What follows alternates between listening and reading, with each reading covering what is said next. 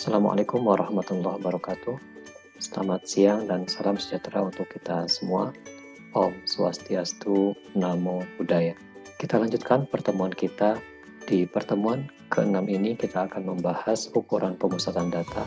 Ada 3 ukuran pemusatan data, yaitu rata-rata, median, dan modus. Tetapi pada pertemuan kita kali ini, kita hanya akan membahas rata-rata dan modus, sementara pembahasan median akan kita bahas pada pertemuan selanjutnya. Selamat mengikuti. Adapun kompetensi yang ingin dicapai adalah mahasiswa mengetahui jenis-jenis ukuran pemusatan, lokasi, dan ukuran statistik lain, cara menghitung dan menggunakannya, serta menginterpretasikan hasilnya. Ada 3 jenis ukuran dalam statistik. Yang pertama adalah ukuran pemusatan, yang kedua ukuran lokasi, dan yang ketiga ukuran penyebaran atau ukuran dispersi. Pada pertemuan 5 ini, kita hanya akan berfokus pada pembahasan ukuran pemusatan dan beberapa ukuran lokasi. Ukuran pemusatan yang akan kita bahas lebih banyak mengupas tentang rata-rata dan modus. Sementara pembahasan nilai tengah atau median akan saya gabungkan di pembahasan ukuran lokasi. Apa yang dimaksud dengan ukuran pemusatan data? Ukuran pemusatan data adalah suatu ukuran yang menunjukkan di mana suatu data memusat atau suatu kumpulan pengamatan memusat atau mengelompok. Ukuran pemusatan merupakan penyederhanaan data untuk mempermudah peneliti membuat interpretasi dan mengambil suatu keputusan. Ukuran pemusatan data yaitu rata-rata, median, dan modus, baik data tunggal maupun data berkelompok. Kita bahas ukuran pemusatan data yang pertama, yaitu rata-rata atau mean.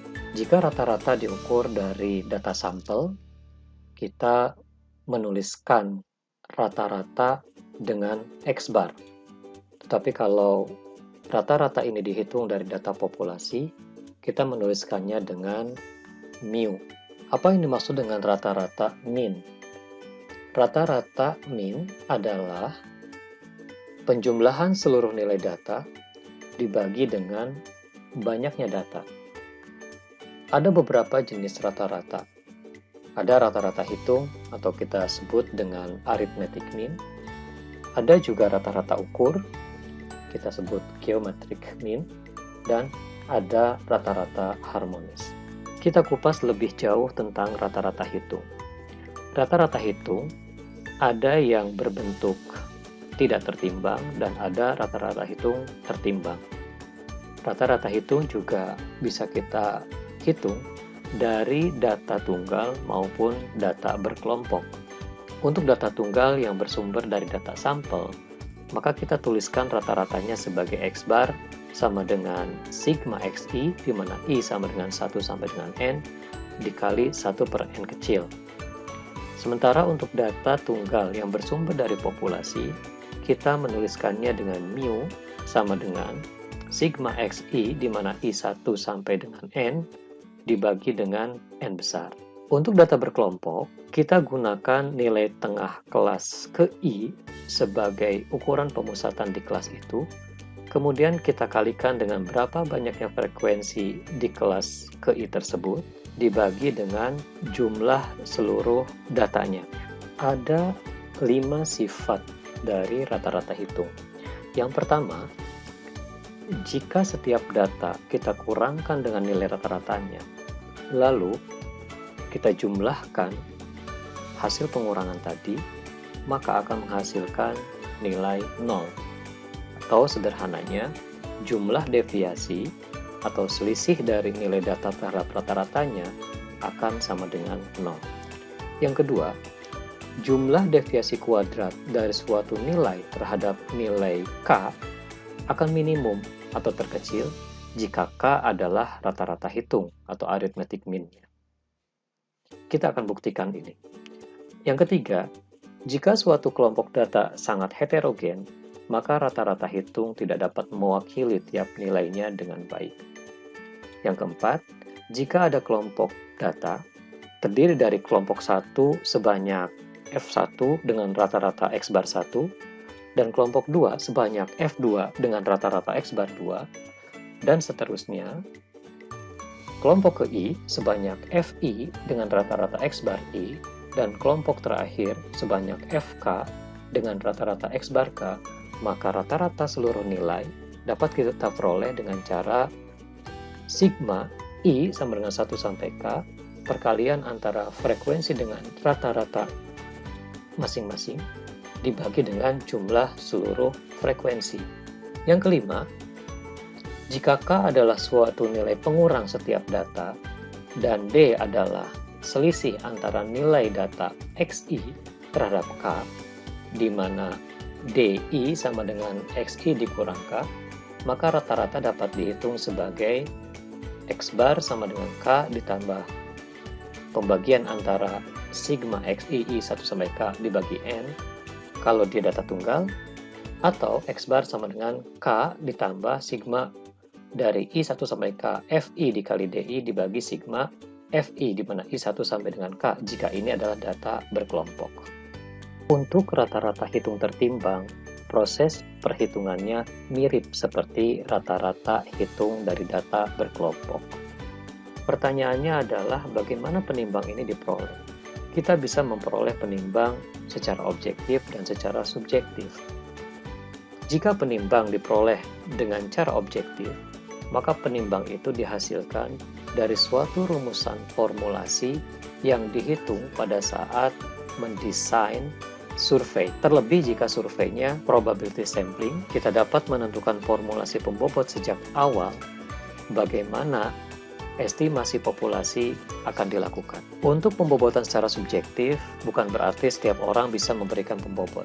Tentu, ada kompetensi tertentu yang dibutuhkan ketika seseorang akan memberikan pembobotan secara subjektif. Sebagai contoh, penghitungan rata-rata hitung tertimbang pada tabel berikut, kolom 1 adalah jenis barang yang dikonsumsi, kolom 2 adalah harga per kilogramnya, dan kolom ketiga adalah pembobotnya.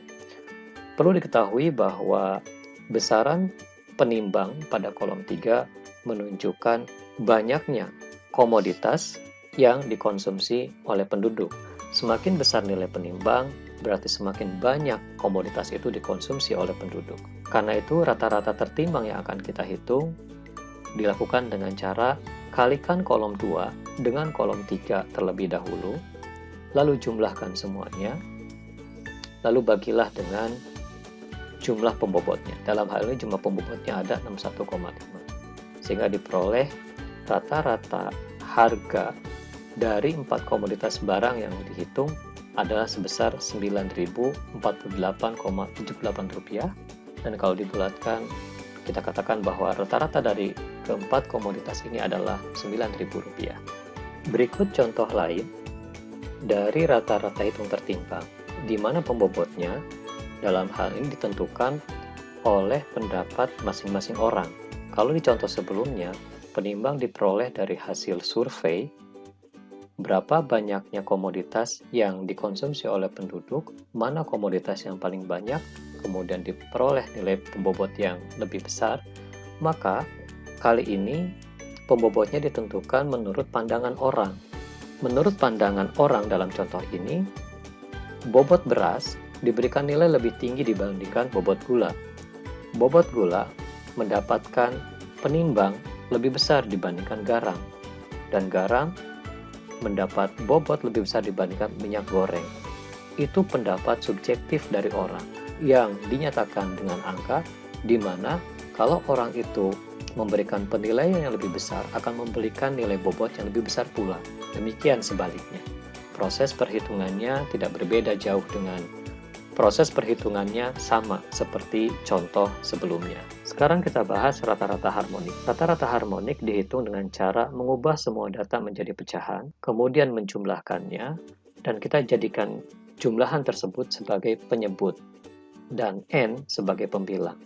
Jadi, secara sederhana, rata-rata harmonik adalah kebalikan dari rata-rata hitung, di mana datanya telah dibuat menjadi kebalikannya. Berikut contoh penghitungan rata-rata harmonik. Misalkan Anda mempunyai 4 ruas sepanjang 10 km. untuk perjalanan kendaraan. Anda mengendarai kendaraan 100 km per jam untuk 10 km pertama, 110 km per jam untuk 10 km kedua, 90 km per jam untuk 10 km ketiga, dan 120 km per jam untuk 10 km keempat.